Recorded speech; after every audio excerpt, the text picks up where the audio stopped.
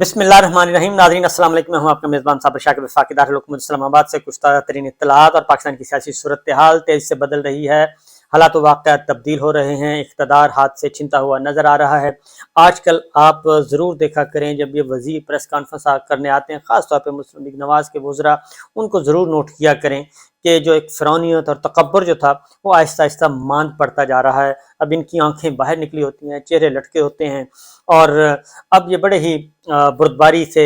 बात करते हैं। आजिज़ी और इनकसारी अब इनमें अचानक आ जाएगी, तो ये ज़रूर नोट कीजिएगा, क्योंकि उसकी रीज़न ये है कि इनको अभी आटे दाल भाव का मालूम जो है उनको होने वाला है, भाव मालूम होने वाला है आटे दाल का। और उसकी रीज़न है कि ईवल जीनियस हैं और समझदार लोग हैं, इनको पता है कि इन्होंने 15 महीने इस पाकिस्तान के अवाम के साथ क्या किया है, पाकिस्तान के साथ क्या किया है। और पाकिस्तान के अवाम इतने बेवकूफ़ नहीं हैं जितने ये समझते हैं, और ना ही पाकिस्तान के अवाम इतने बेहिस हैं जो ये इनके जुल्म सितम को भूल जाएं। जो 15 महीने इन्होंने जुल्म किया है, 25 मई पिछले साल से लेके और 9 मई और उसके बाद तक जो कुछ ये करते आ रहे हैं, वो सारा अज़बर याद है पाकिस्तान के अवाम को। और ख़ास तौर पे क्योंकि आज मेरी बात हुई अपने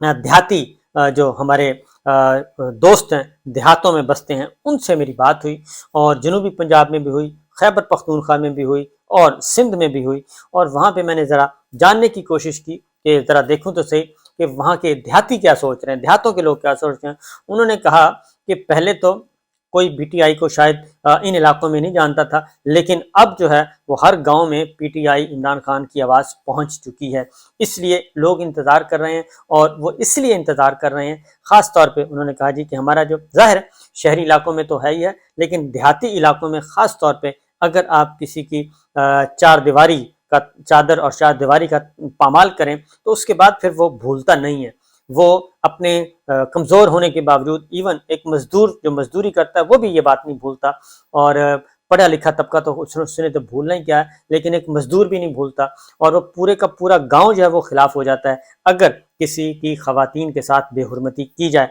तो यही सिचुएशन है। तो जो कुछ इन्होंने फसल बोई है वो अब काटने का वक्त आ चुका है। साथ ही साथ इनका प्रोटोकॉल ख़त्म होने वाला है। सरकारी वसाइल, सरकारी मशीनरी, सरकारी सिक्योरिटी, सरकारी फ्यूल, सरकारी गाड़ियाँ, सरकारी स्टाफ, ये सारे का सारा ख़त्म होने वाला है। और इनको नज़र आ रहा है कि जब ये जाएंगे अवाम में और अवाम के साथ जो कुछ ये कर चुके हैं, अवाम के साथ जाएंगे वोट मांगने बगैर सिक्योरिटी के, बगैर पुलिस के, बगैर रेंजर्स के, तो इनके साथ होनी क्या है। क्योंकि लोग जो हैं आज भी, इस वक्त भी, इस जबर के माहौल में भी मुख्तलिफ आप सोशल मीडिया पे चले जाएं तो वहाँ पे जो गुफ्तगू आपको सही तस्वीर जो है सोशल मीडिया पे और डिजिटल मीडिया पे मिलेगी, क्योंकि कौमी ज़राया ब्लाग पे तो मुकम्मल तौर पे बैन है। और करोड़ों नहीं अरबों रुपया का बिजनेस इश्तिहारात की मद में दिया जा रहा है।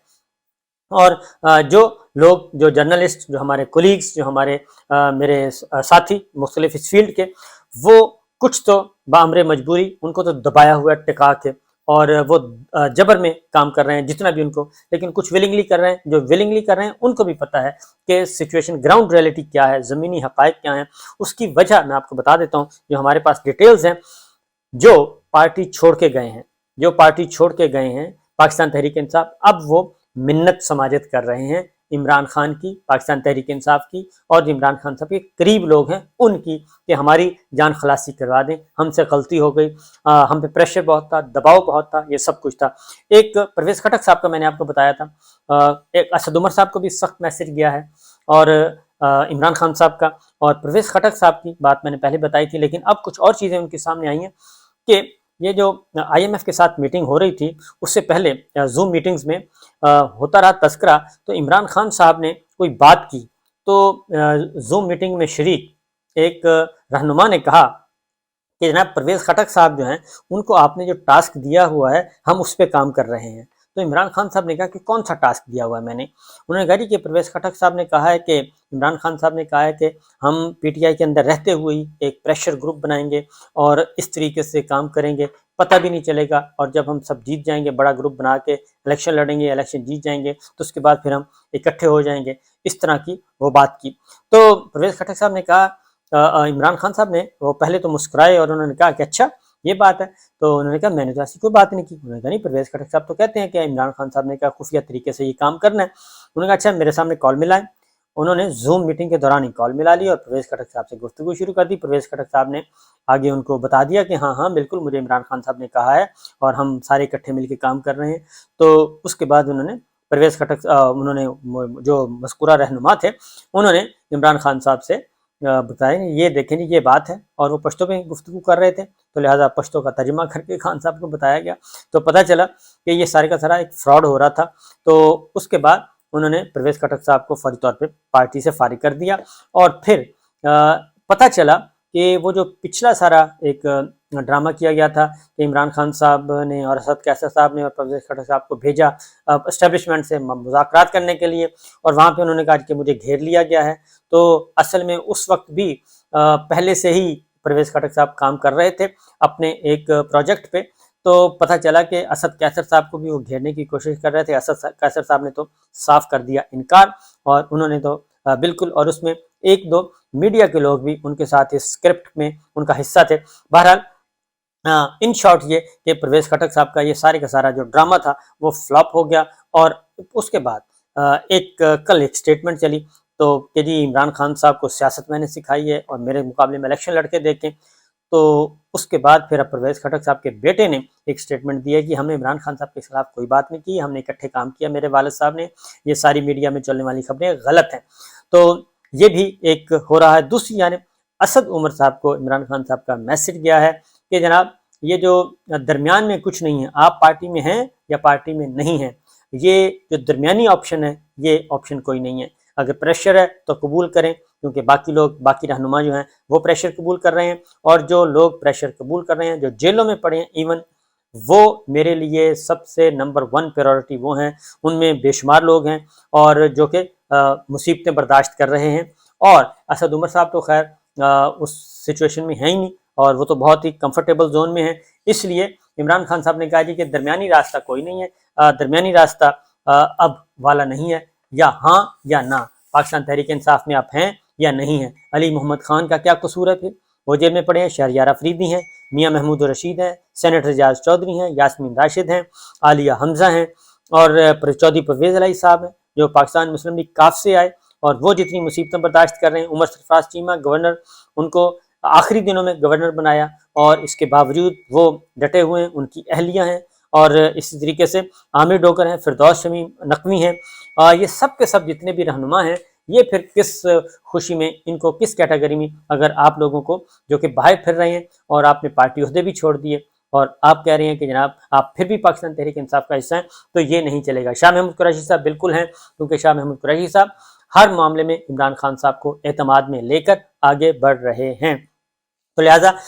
یہ بھی، اور فواد چوہدری صاحب بھی کوشش کر رہے ہیں واپسی کی۔ تو دیکھنا یہ ہے کہ کون سی کیٹیگری پہ، اب کون سی کیٹیگری کس میں جائے گی۔ تو بہرحال مختصر یہ کہ عمران خان صاحب کو چھوڑنے والے جو ہیں وہ اب واپسی کے لیے پر تول رہے ہیں، تو عمران خان صاحب بھی بتا رہے ہیں۔ ایک اور کام ہوا ہے عمران خان صاحب کو، کیونکہ چیزیں آہستہ آہستہ جو ہے جیسے جیسے وقت قریب آ رہا ہے، معاملات بہتری کی طرف آ رہے ہیں، گو کہ ایک ابھی چیئرمین نیب جو ہیں وہ ابھی تک انہی کے کنٹرول میں ہیں حکومت کے مستقل طور پہ، اور انہوں نے وہ پریشر بڑھا رہے ہیں کیونکہ انہوں نے ایک اختیار اپنے پاس لے لیا ہے، آرڈیننس کے تحت حکومت نے اختیار دے دیا ہے ان کو، اور آرڈیننس بھی راتوں رات اس وقت شب خون مارا گیا جب پریزیڈنٹ علوی جو ہیں وہ روانہ ہو چکے تھے، اور ادھر سے صادق سنجرانی صاحب نے جلدی سائن کر کے وہ آرڈیننس جاری کیا، اور اس میں چیئرمین نیب کو خصوصی اختیارات مل گئے گرفتاری کے۔ تو یہ بھی معاملہ جو ہے آگے جا کے اس کا بھی تیا پانچا ہونا ہے۔ تو بہرحال انہوں نے ایک کام کیا جی، انہوں نے کیا ہے کہ ناجائز استعمال، اختیارات کا ناجائز استعمال اور تحائف کی فروخت کا معاملہ توشہ یعنی کہ، اور اس میں نیب کے چیئرمین نے جی طلبی کا ایک اور نوٹس بھیج دیا ہے عمران خان صاحب کو، اور راول پنڈی کی طرف سے جاری کیا گیا، اور گواہوں کے بیانات کی روشنی میں تحقیقات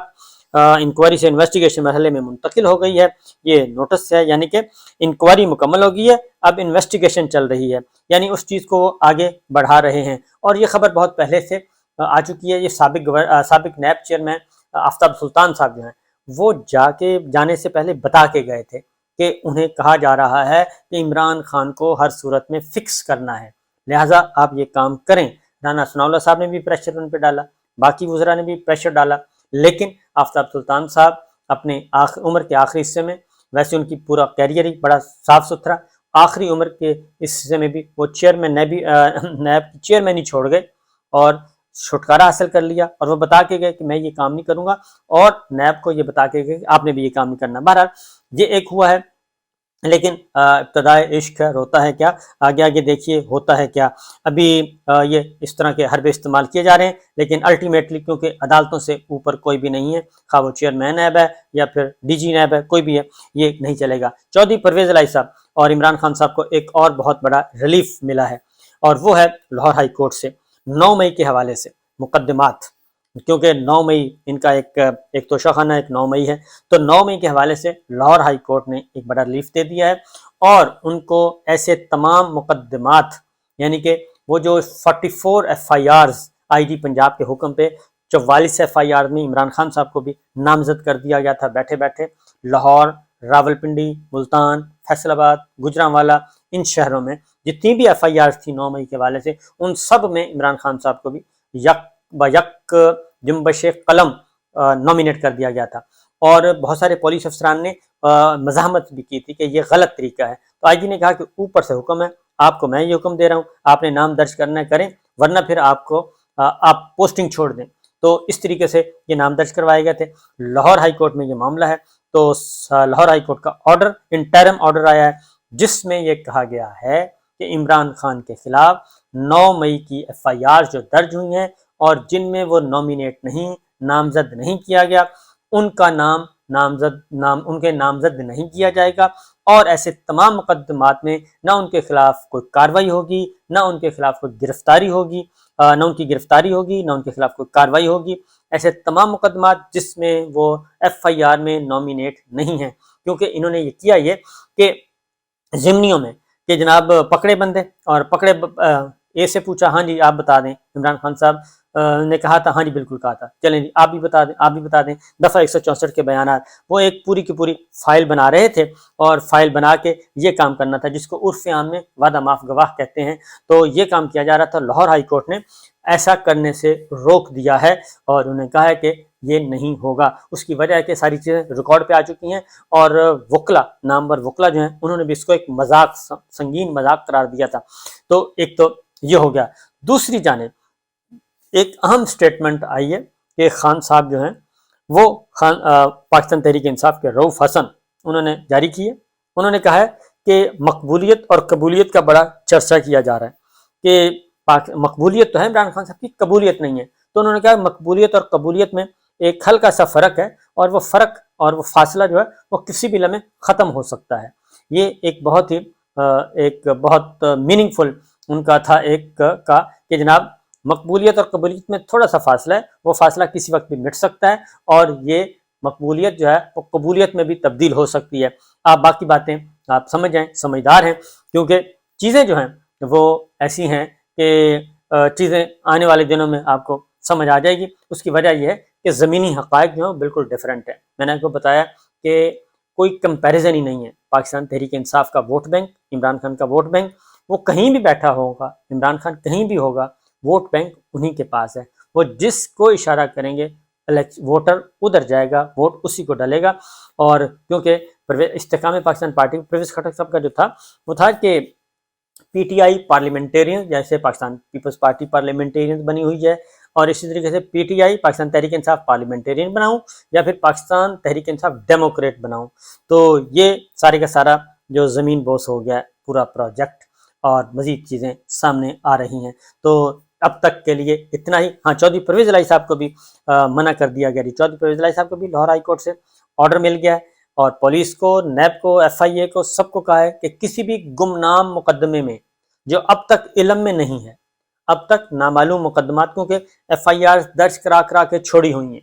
اور بوقت ضرورت پتہ ہی نہیں ہے کہ کس تھانے میں کس جگہ پہ کوئی ایف آئی آر ہے، پتہ ہی نہیں ہے۔ تو لاہور ہائی کورٹ نے چودھری پرویز الہی صاحب کے بارے میں بھی یہ کہا ہے کہ ان کو کسی بھی نامعلوم مقدمے میں گرفتار نہیں کیا جائے گا۔ نیب کو بھی، ایف آئی اے کو بھی، اور پولیس کو بھی کہہ دیا ہے، اور اینٹی کرپشن تو ہے ہی ہے، تو یہ سب کو کہہ دیا ہے کہ کسی نامعلوم مقدمے میں گرفتار نہیں کیا جائے گا، کیونکہ ان کی رہائی نہیں ہونے دی جا رہی، اور ان کو پہلے بھی دھوکے سے باہر بلایا گیا تھا، اور دھوکے سے ان کو گرفتار کیا گیا تھا، اور ان کی بھی گاڑی کے وہ باقاعدہ طور پہ آہنی ہتھیاروں سے توڑ کے، شیشے جو ہیں بلٹ پروف گاڑی توڑ کے ان کو نکالا گیا تھا۔ تو یہ ہیں جی اطلاعات، باقی انشاءاللہ پھر اجازت دیجیے، اللہ حافظ۔